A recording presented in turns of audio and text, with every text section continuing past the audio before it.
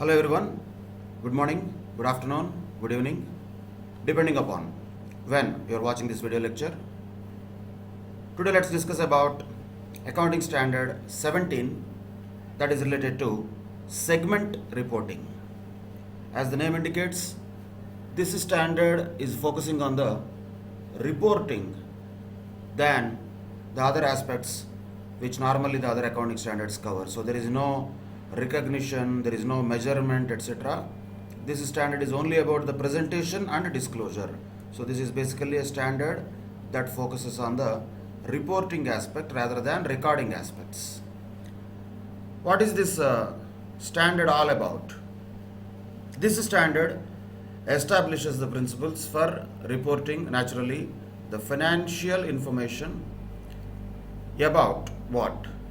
Different types of products and services that an enterprise produces, and not only that, different geographical areas in which it operates. So at a broader level we can say the reporting of segments, in other words, the reporting of the financial information related to the segments can be classified into two categories. One is related to different types of products or services that an organization actually produces and renders, and where the organization is operating in different geographical areas. Each of them can be also called as a separate segment, and that is the purpose of this accounting standard 17, which tells us about the principles for reporting of such segment related financial information. And naturally this standard will be more relevant for understanding and assessing the risks and returns of a diversified organization which has many types of products and services which it offers, or even an organization which has multiple locations. So if you just look at the total aggregate results of an organization which is a very diversified and multi-located organization, then from those totals we may not be able to get the clear information and clear picture of the risks and returns related to each business segment and geographical segment. That is why AS 17 tells and prescribes the organizations, particularly non-SME organizations, which are definitely like listed companies and all, they have to show the results of their financial information, not just in totals anyway, which will be there in the P&L account and balance sheet, but in the notes to accounts. Those organizations have to report separate information also related to various types of products and services, how much revenue and how much profit has been earned from each of the business segment, and same way how much revenue, how much profit is generated from each of the geographical segments. That they have to distinguish and show. Once again, this is only to show and present to the shareholders, disclose to the shareholders, the viewers or users of the financial statements, about more detailed information of various products and services and their financial results, various geographical locations and their financial results respectively. So broader level, this segment reporting is all about classifying the segments into two categories. One is business segments and second one is geographical segments. And this standard tells us about what type of information has to be presented in relation to those business segments and geographical segments, which is related to the disclosure. Of course, disclosure is a very vast thing. Almost everything has to be disclosed: assets, liabilities, revenues, profits, losses, expenses, all of them have to be disclosed. But what majorly we have to focus from examination point of view also is first to understand what is a business segment and what is a geographical segment, and then If a particular organization has hundreds of segments like that, is it going to report each of those segments? Is it possible and practical? Probably not. That is why this standard also tells us about what is a reportable segment. So, if a particular segment is a reportable segment according to this standard, then the financial results related to that reportable segment have to be separately disclosed by the organizations in the notes to accounts naturally. That is the essence of segment reporting, and we have to look at each of these items in detail. Of course, what are the objectives of this standard? Naturally, this standard facilitates better understanding of the performance of the enterprise, and also it will make the users in a better condition, it will keep the users in a better condition so that they can assess the risks and returns of the enterprise in a better manner, and eventually that will facilitate the users and other investors or shareholders to make more informed judgments about the enterprise as a whole. If you only look at the aggregate data, you may not get the full picture. You will get the overall situation, but if you get the detailed data, if you get detailed segment level information, that will give a better picture, that will give a clear picture about each of the segments of the organization also, and that can lead to more informed judgment about the enterprise as a whole. But ultimately, it is all about assessing the risks and returns. Always objective of any user, proper user of a financial statements, is to identify the financial position and performance, and from the data that is available in the financial statements of the organization, they can assess what are the risks attached to this organization and what are the returns that can be expected from this organization, and how can that judgment be made in a better manner when the reporting is done not just on aggregate basis, even at a segment level reporting also is required according to AS 17. Now, what is a business segment? It's a simple thing. We don't need to specially by heart it or something. Just a general understanding. So, business segment is what? That is a distinguishable component of an enterprise that is engaged in providing an individual product or service, or a group of related products or services.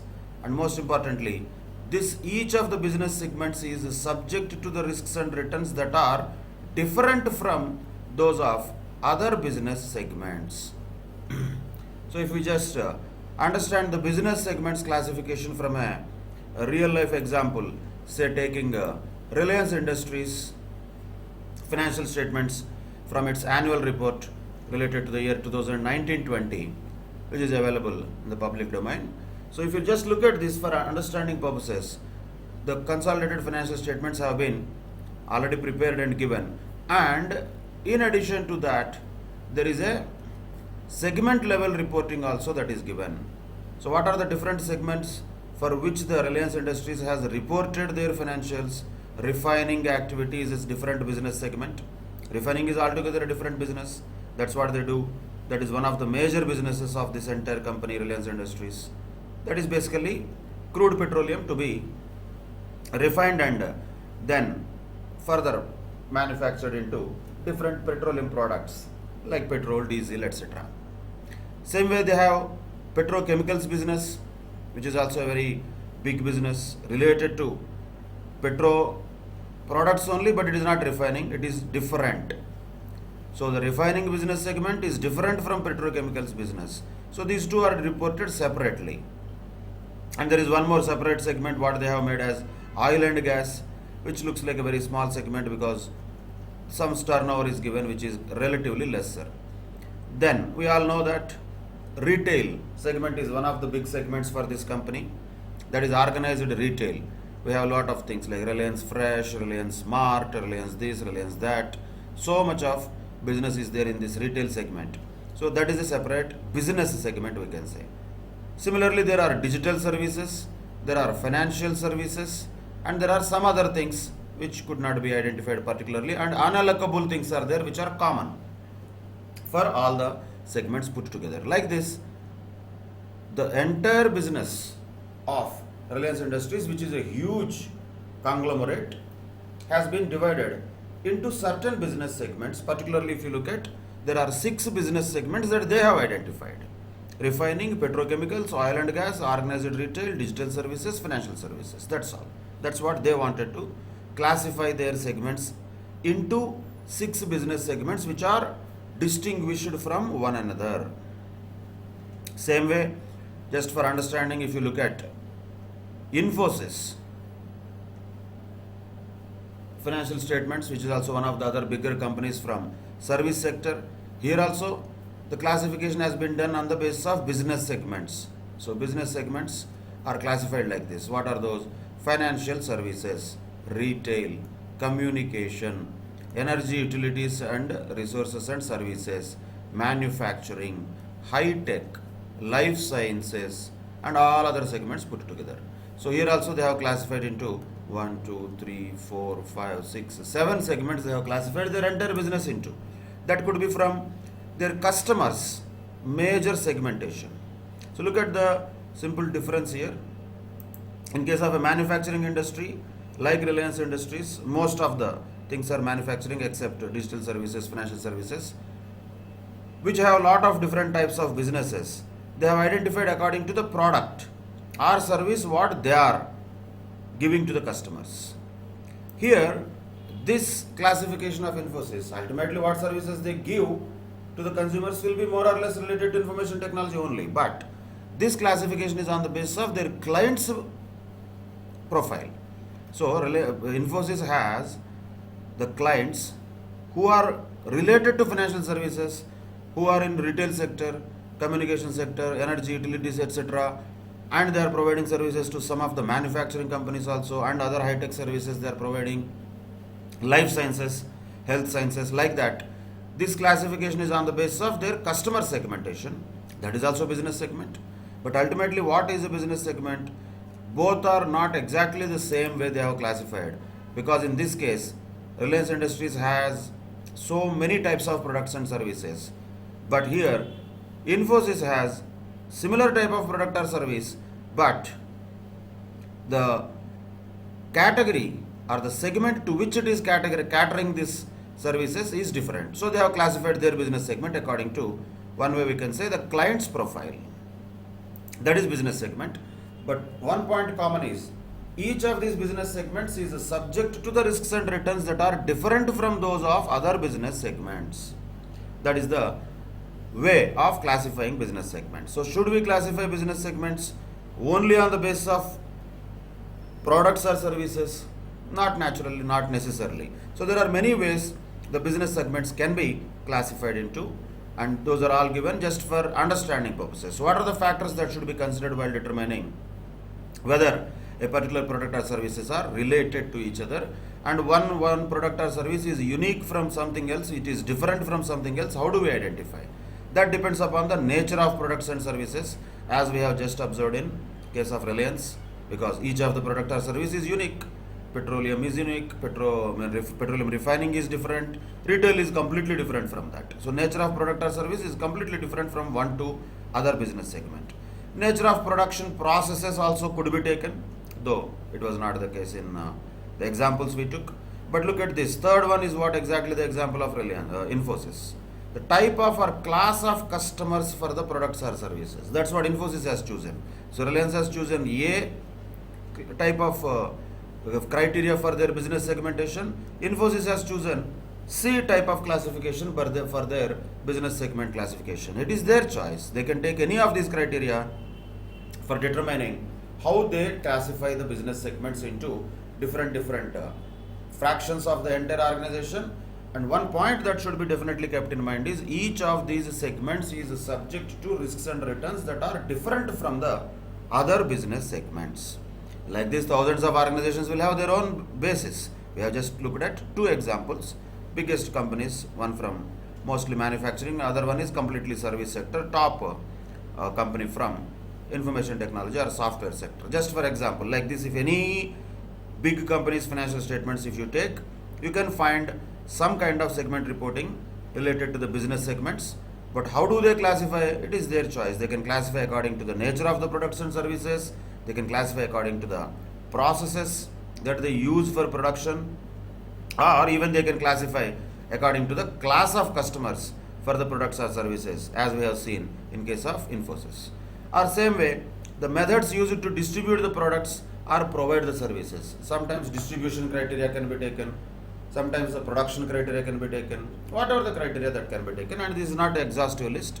Like this, they can choose whatever the reasonable criteria to classify the business segments. But in general, in general, most of the companies will use A category, that is the nature of products or services, and some companies which have more or less same service that is being provided, then they will choose C, which is on the basis of the class of customers for which they provide those products or services. So these are the popular categories, and we have seen them also. When the topmost companies like that are classifying, definitely those are the more important factors that they have considered for classification of business segments.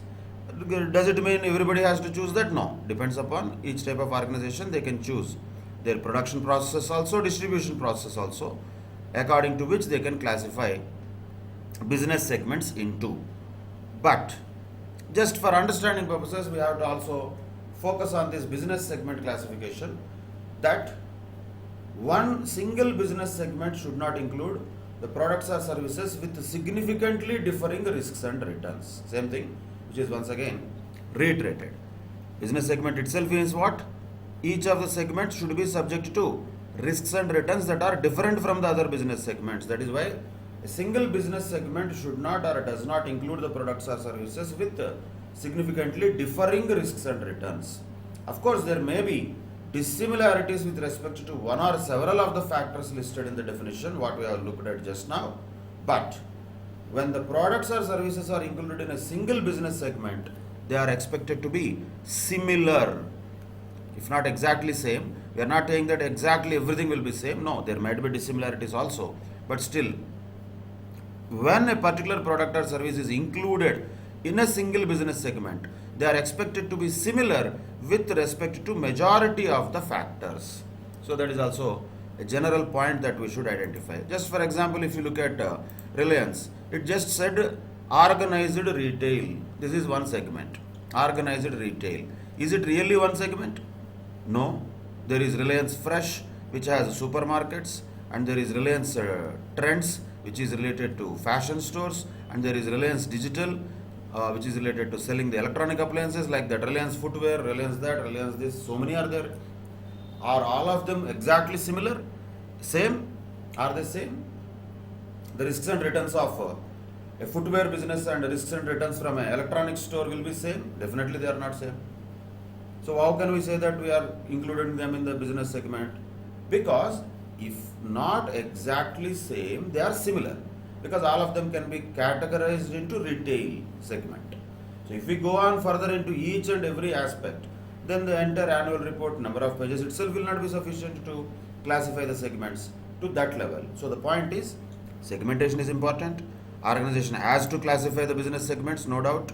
But in spite of having certain dissimilarities between some businesses, though they are classified within the same segment, at a broader level, it is expected that more or less the risks and returns related to them is supposed to be similar, at least in majority of the factors.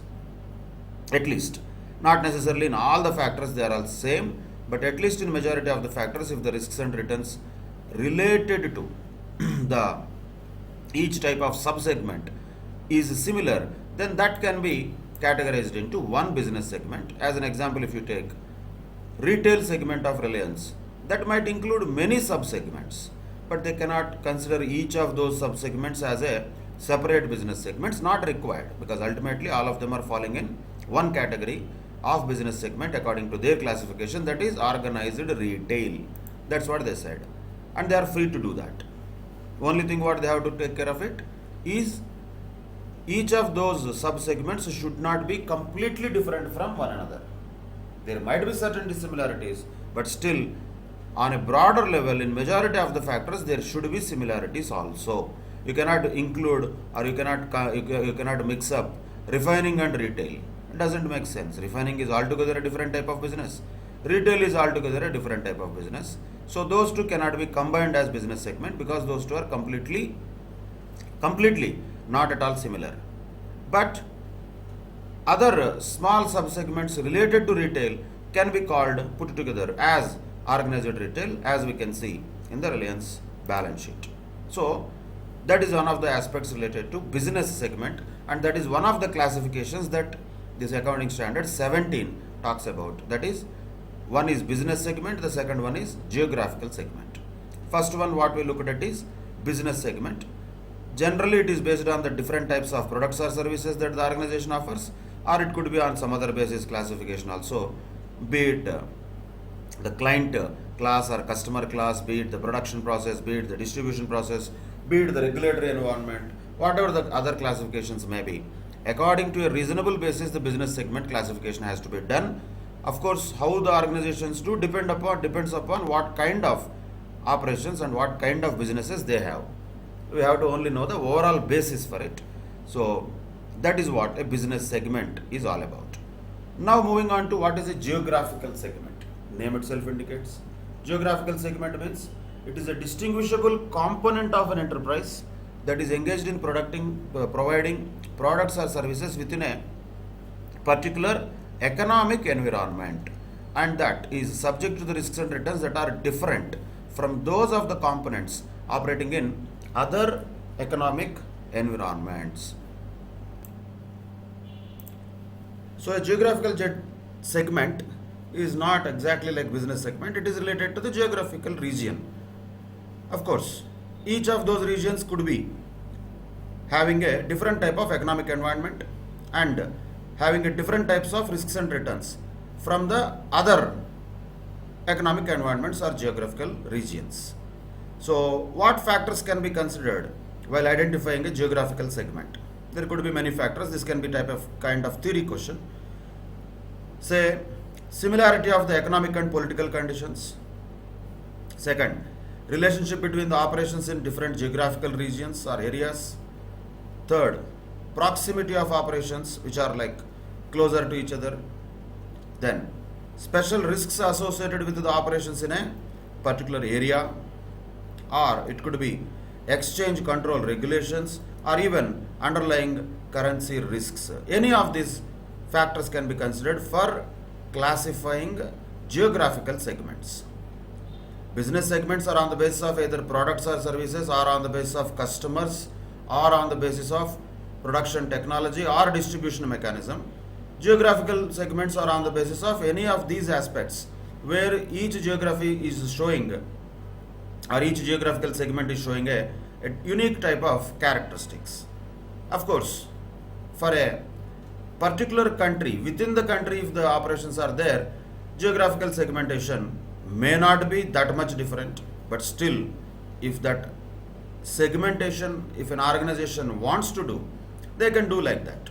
For example, within India, somebody wants to report geographical segment. We cannot say India has different economic and political conditions completely. So more or less it will be same economic and political conditions, more or less it will be the same risks and returns that will be there in each of these geographical segments. But only from the location point of view, if you want to see, direction point of view, if anybody wants to classify the geographical segments, they can classify like northern region, southern region, eastern region, or western region, like that. For example, even in ICA also, we have different types of regional councils, including central council, like central region. So northern region, western region, southern region, central region, or eastern region, like that geographical segmentation can be done and presented separately if location is the criteria. Same way, at an international level, there are so many criteria which a lot of organizations use. Certain names for just understanding purposes, people use this. EMEA they call. EMEA means Europe, Middle East and Africa. That is a kind of geographical segment they use. Some people just use the word APAC. APAC. So that means Asia Pacific, including all the Asia, Australia also in that. So that is called popularly APAC region. And some of the companies call that another type of segmentation called MENA. that means Middle East and North Africa. That is another kind of geographical segmentation. North America only is another geographical segmentation, which includes majorly United States of America and Canada. Like this, any kind of geographical segmentation internationally the organizations can do according to location or according to similar economic and political conditions or any of these criteria. Whatever is fit for them, they can use for their geographical segmentation. That is the way geographical segments can be also done and reported separately, particularly for multinational organizations operating in various countries. They cannot give country-wise details and results, that will be too vast in terms of reporting. So what they can do? They can give the report on the basis of certain geographical segments. They will divide the entire world into different geographical segments. They will show the results of APAC separately, they will show the results of EMEA separately and North America separately. Mostly that covers everything.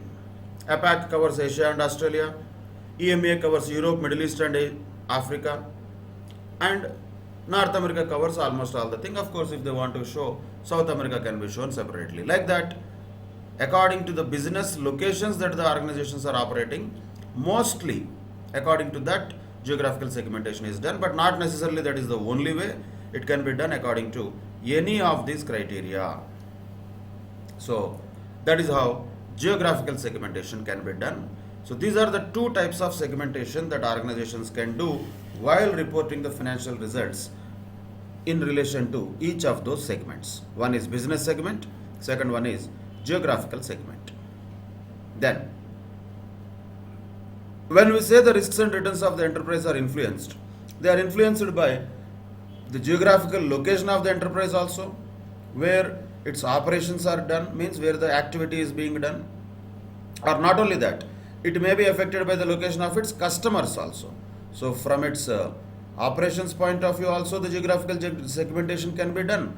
From the customer's point of view also geographical segmentation can be done. So that is a possibility of geographical segmentation, where the location of production or service facilities and other assets of the enterprise are located, or even segmentation can be done on the basis of location of its customers. So from a production point of view also they can do, from a customer point of view, distribution point of view also they can do the geographical segmentation.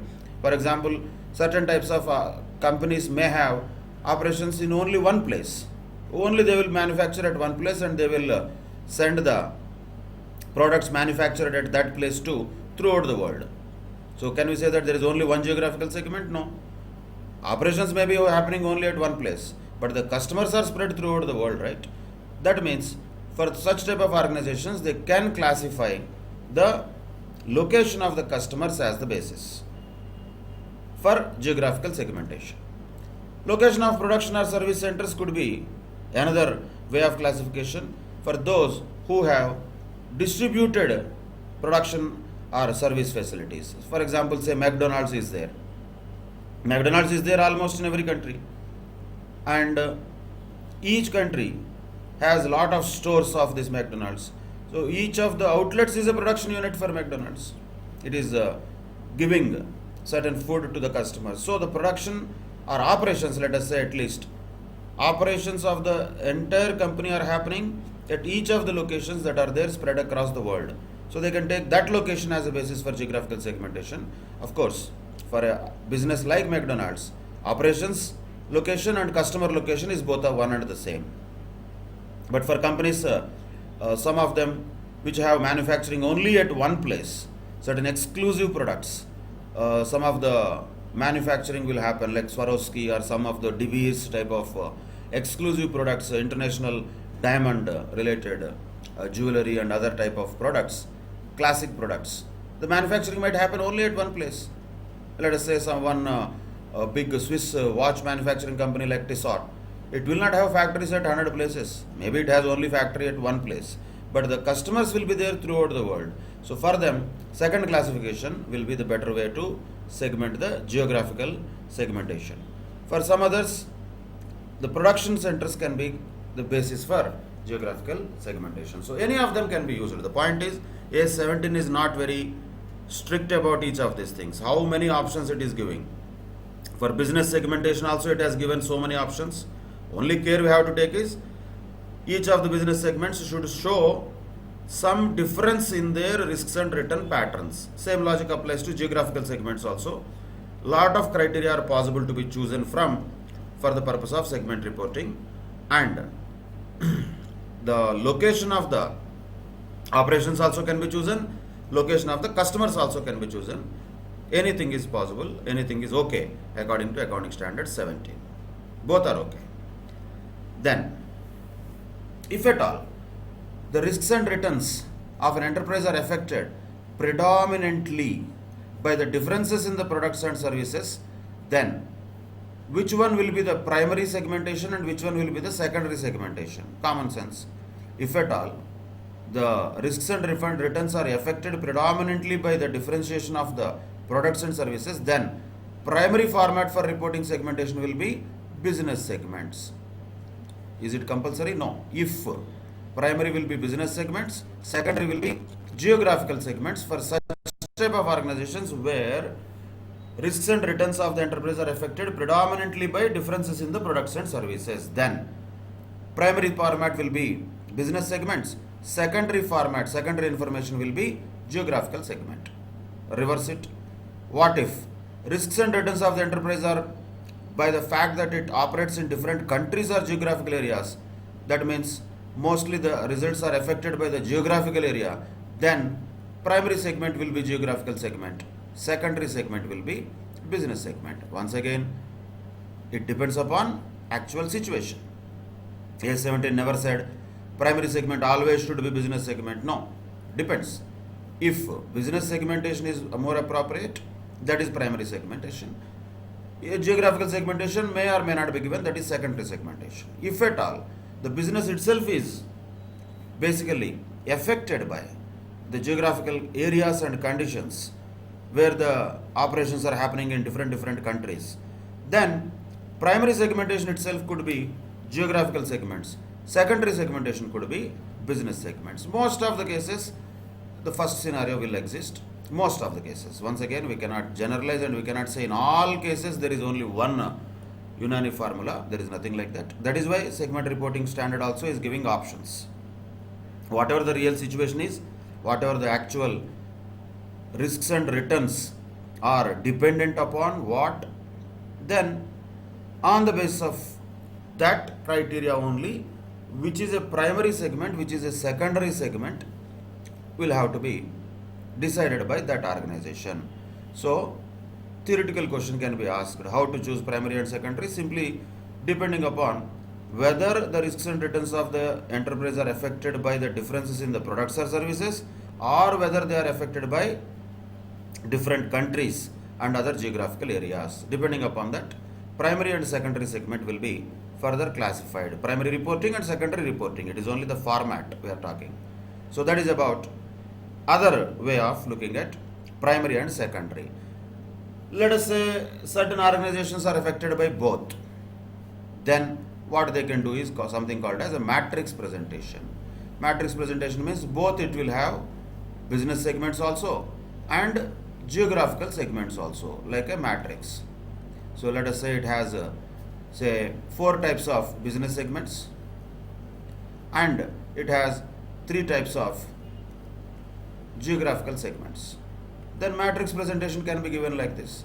Revenues, okay, tell the revenues of geographical segment 1 related to business segment 1, 2, 3, 4, like that. So that is a matrix presentation. That is also possible to be chosen, where both business and geographical segments are primary segment reporting formats.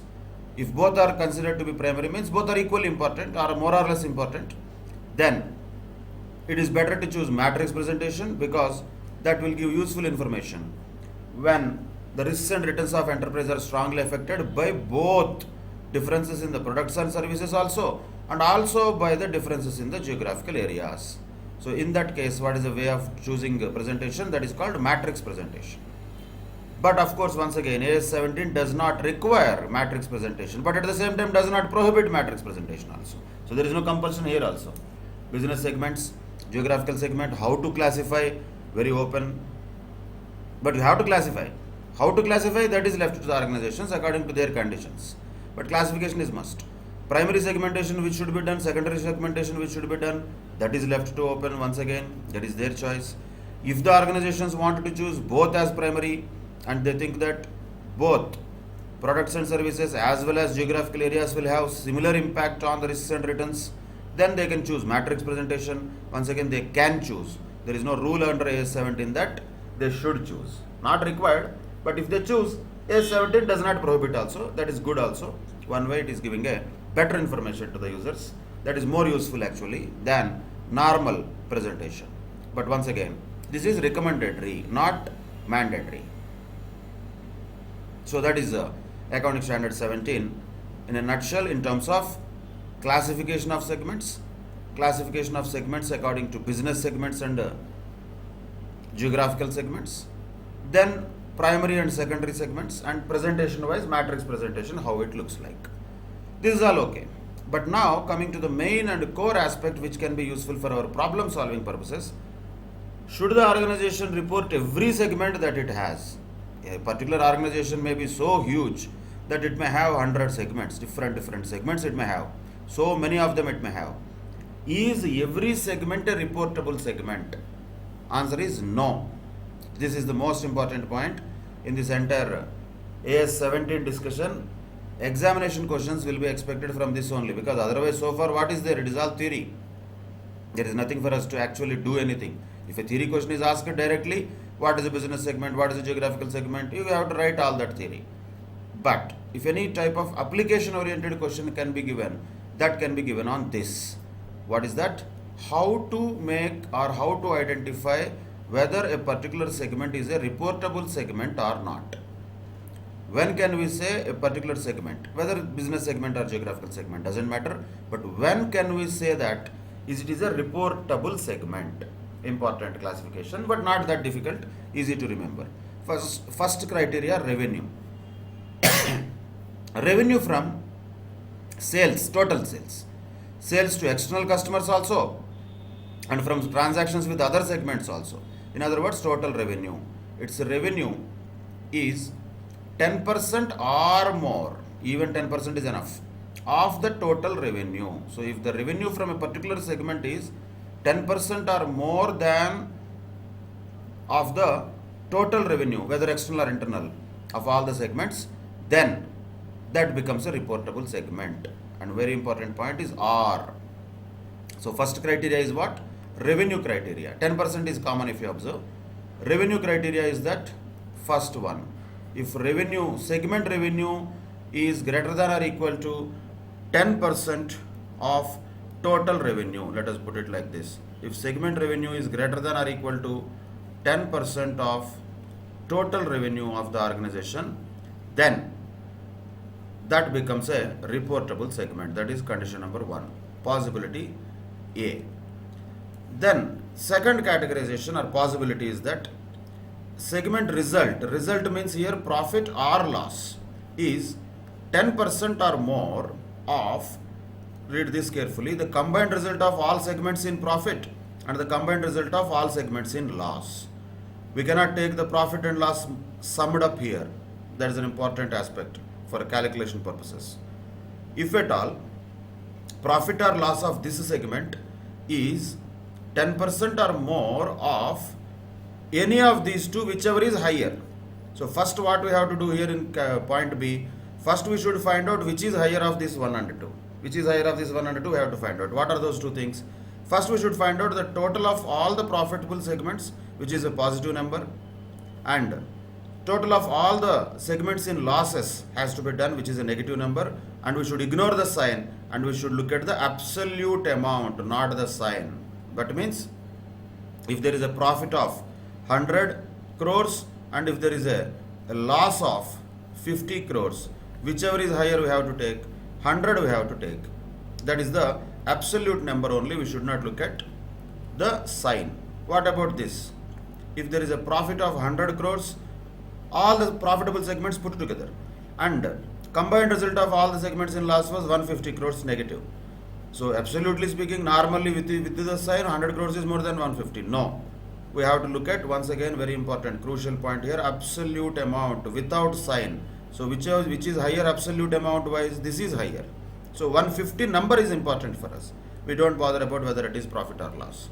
And if any particular segment, for example, has a 15 crores of profit also, loss also, doesn't matter, then naturally it becomes a reportable segment because it has 10% of this number, whichever is higher of combined result of the all segments in profit or combined result of all segments in loss.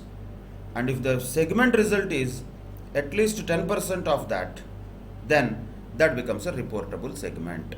So that is point number B. And the third one is asset criteria.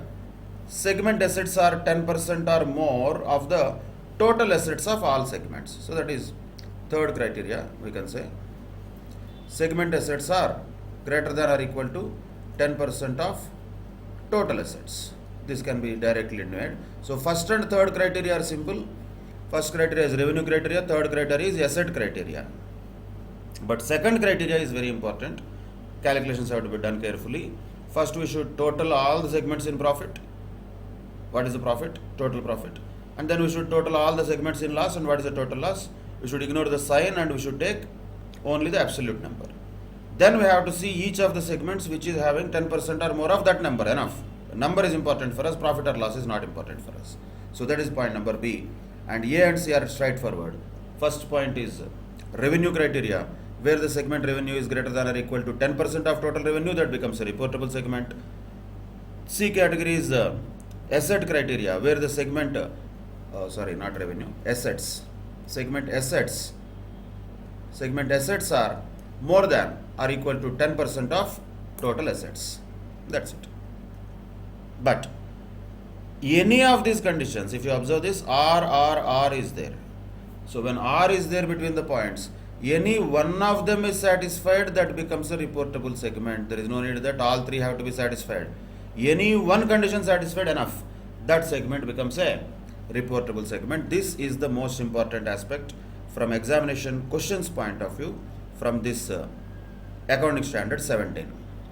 Let us look at some of the problems related to that, but before it, let us also understand some more key points, because sometimes these things may be required to be adjusted. One of the important points to note is the segment assets should not include income tax assets. See, income tax assets is like deferred tax asset could be there.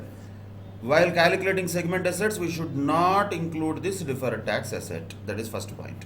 And also the assets which are used for general enterprise or the head office purposes, they should not be included while calculating segment assets. That is one additional point we should note while identifying the totals of all the segments put together, and also individually what is the segment wise asset details. While calculating that, segment assets should not include the deferred tax asset, or it should not include the general purpose assets which are used at head office generally. That is one point, it will be noted. And another point is also there, though it may not be really applicable from our point of view from exams, but still it is a noteworthy point. So if the total external revenue attributable to the reportable segments constitutes 75% of the total enterprise revenue, so we have done this strictly 10% criteria, we identified segments. But what has happened is that the total external revenue which is attributable to these reportable segments is not exceeding 75% of the total enterprise revenue. Then what should happen? Then we cannot leave it like that. Let it be, we already followed the criteria, only these segments are reportable, I will report only about that. You cannot say that. No. What organizations have to do? They have to identify additional segments as if they are reportable segments, even though they do not meet the 10% thresholds. So main point is, until and at least 75% of the total enterprise revenue is included in the reportable segments, new segments have to be made only. New segments have to be identified only. They cannot be just showing 70% of total revenue. No, not enough. If that is the case, you have to add one more segment. Even though it does not meet this 10% criteria, you have to keep on adding till the total of all the revenue included in the reportable segments reaches 75% of the total enterprise revenue. So that is another important point we have to identify. Imagine if at all there is a situation in the problem that Reportable segments, according to our calculations of 10% of total revenue or 10% of profit or loss, 10% of total assets, has matched only some of the segments, but still the total revenue by adding all these segments is not exceeding or not meeting 75% of the total enterprise revenue. We cannot just strictly only stop at this 10% criteria. We have to further identify some more segments as if they are reportable segments. Once again, even though they do not meet the 10% threshold. Very, very important point. This is also, these are the 2 points to be noted. In addition to noting this, criteria for recognition of a reportable segment. What are the points? Segment assets should not include deferred tax asset or the assets used for general purposes or head office purposes, and the total of the revenue of all reportable segments should be at least 75% of the total enterprise revenue. If that is not the case, we need to add some more segments till we reach that 75% limit. That is the important aspect to be noted as well. Now let us look at one of the examples that is given in the ICA material. Similar question can be asked and was asked also in the earlier exams. So let us look at this type of situation. Of course, these questions will be completely based on what is a reportable segment and what is not a reportable segment. The chief accountant of the Sports Limited gives the following data related to its 6 segments. You have to identify them carefully. There are 6 segments, that's okay. Totals are also given. Total of assets is given, results is given, results means profit or loss, revenue is also given. The chief accountant is of the opinion that only M and N are reported. Is he justified in his view? Discuss. So 5 marks question it is. So you have to show the calculations and prove that which of the segments are reportable and according to which criteria. According to which criteria, that we have to see. Let us take segments one by one. Any one is enough criteria actually. You don't have to check all the 3 criteria for all the 18 different checkings. You don't have to do, not necessary. Any one criteria, if any one of the segments is meeting, it is enough. Of course, anyway, M1 and even chief accountant also said it is reportable, but still let us see whether it is reportable or not. We don't have to blindly follow what he said. Of course, it is reportable. If you look at this revenue criteria, which is 300 lakhs, 300 by 1200 means 25% of the total revenue is coming from M. So revenue criteria can be there here. Definitely it is a reportable segment. Then look at N. Any criteria can be taken. You take for example asset criteria. Anything can be taken. Even for M also asset criteria can be taken. Whatever criteria it is, one is enough, right? We don't have to worry about all others. Our point is it a reportable segment or not? Yes, enough. Whichever criteria you use, that doesn't matter. N, if you take, very clearly asset criteria is definitely meeting, and even not only that, revenue criteria is also meeting. 620 by 1200 means of course 52% revenue is there. So directly any type of criteria can be taken. Let us take even revenue criteria for this also, because revenue is too high as a percentage of total revenue from this segment. So which is more than 10%, that is enough for that to be called as a reportable segment. And we have taken for example M and N, which was already agreed by chief accountant as reportable segments using revenue criteria. There he stopped. He said only I will report these 2. OPQR I don't have to report, he is saying. Now you have to check whether he is correct or not. That we have to check.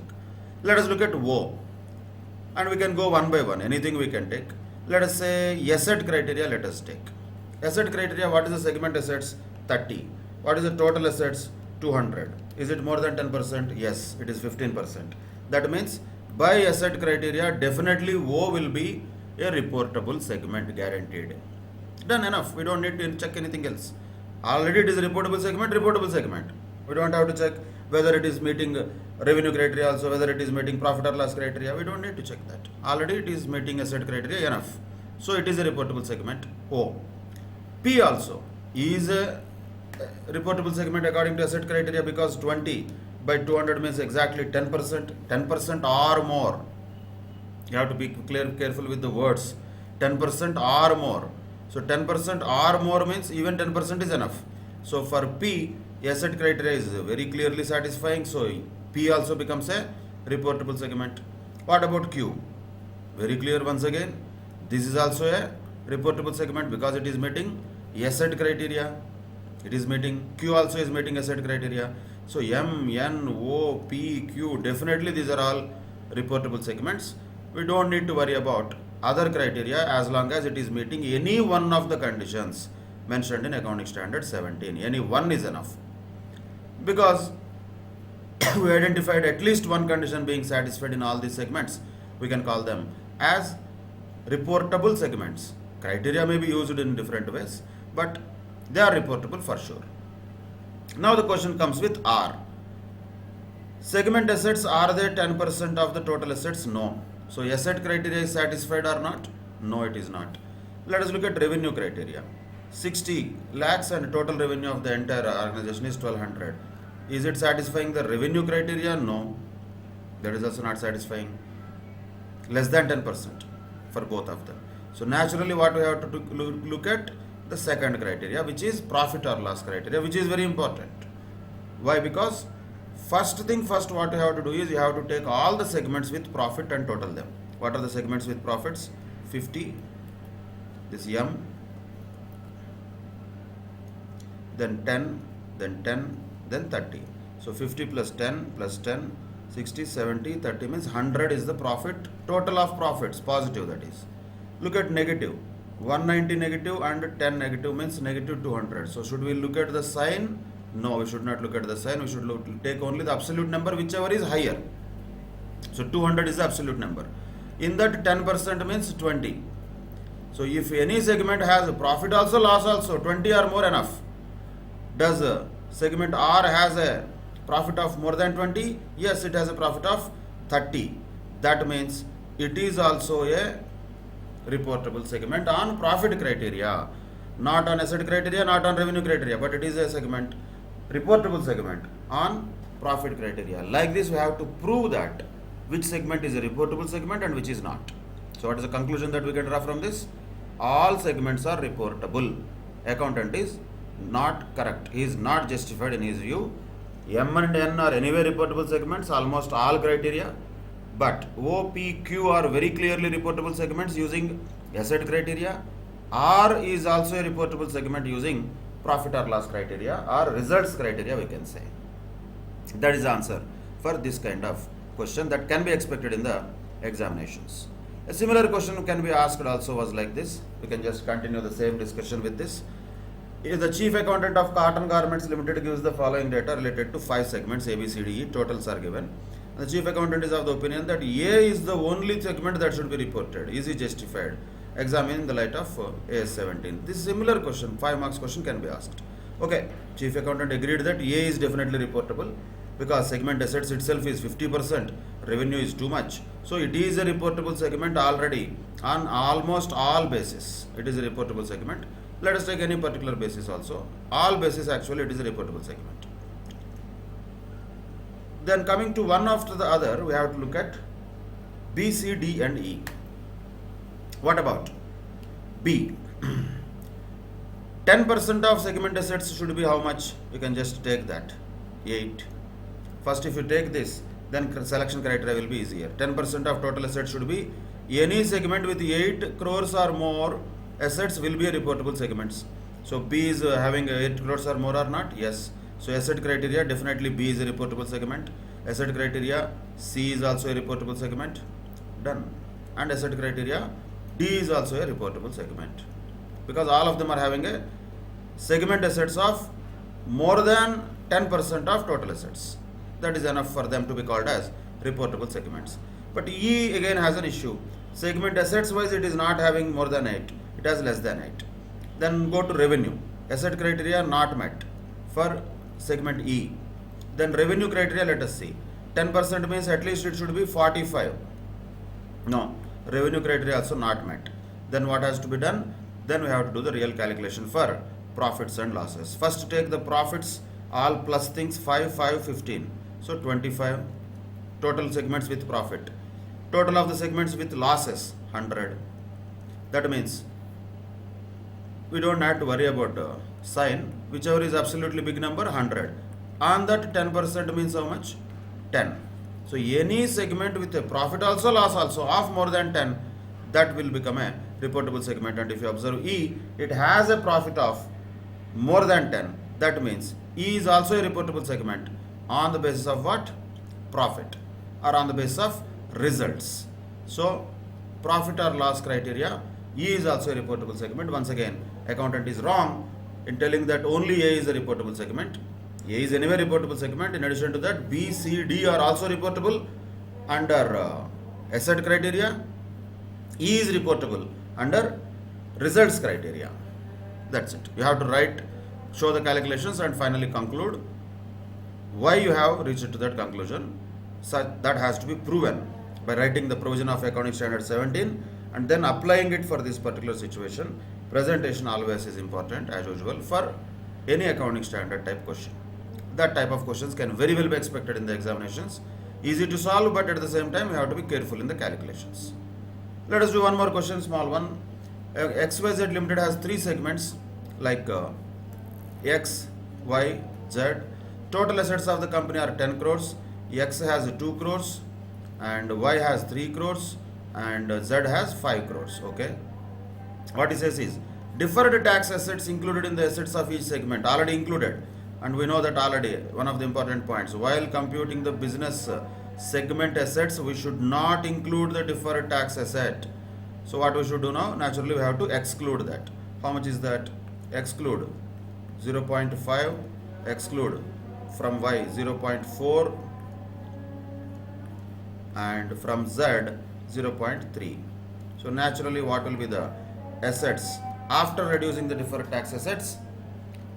1.5, 2.6 and 4.7. First of all, what is the total of all these assets after reducing this deferred tax asset? That you should find out.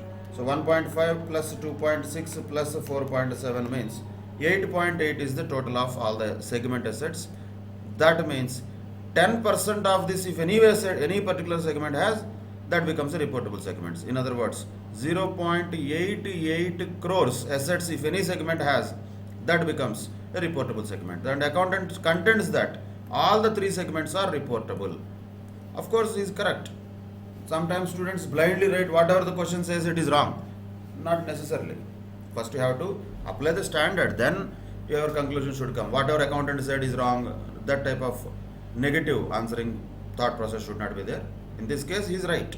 Because X also has more than 0.88, Y also has more than 0.88, Z also has more than 0.88 of the total assets. Percentage wise, definitely more than 10% they have. All segments are reportable segments. The contention of the accountant is correct in this scenario. That's it. With that, we can conclude this accounting standard 17 that is related to segment reporting. And in some other session, we'll discuss about any other accounting standards. Till then, take care. Bye bye. Thank you very much.